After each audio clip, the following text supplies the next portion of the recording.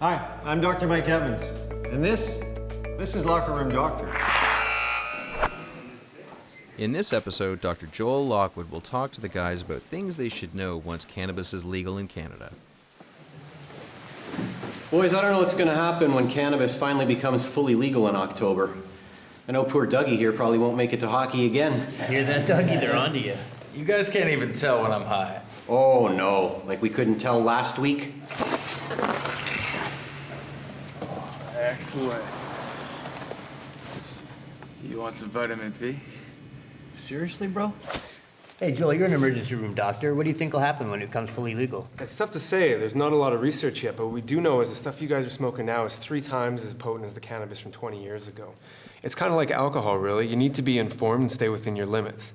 We all know that drinking and driving is a really bad idea. Well, same thing with cannabis. Yeah, well, I smoke cannabis from time to time, and I do think of it like beer.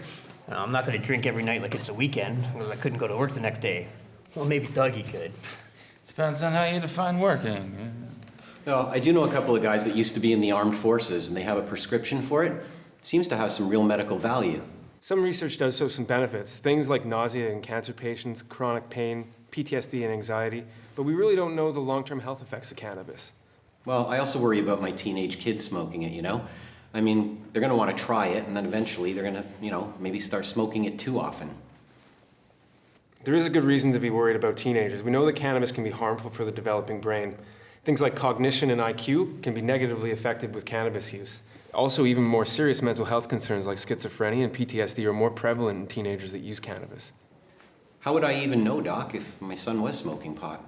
Well, that's difficult. There's a lot of ways to use it. You can smoke it, you can vaporize it, you can have it with food and drink, there's chewing gum, you can even have a suppository. I don't think it's a big deal. I mean, it's not addictive, and no one has ever died from an overdose. It's true no one's ever died from an overdose, but it is addictive. 1 in 10 people still do get addicted to it. In fact, in the emergency room, we're seeing a lot more people come in with complaints related to cannabis, including hallucinations, anxiety, even panic attacks. Last week, we saw a grandmother who unknowingly took her son's entire stash of weed cookies. Oh, man, I never thought about keeping my cookies under lock and key. Man, I go low and slow, you know? I start with a low dose, and I go slowly, like Dougie on the ice. I'll show you slow. It's game time, boys! Let's go, boys. Let's hit the ice.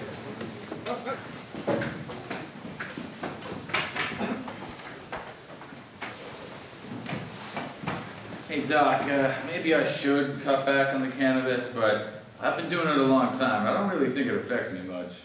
Really, Dougie? Oh, my pants. Pants!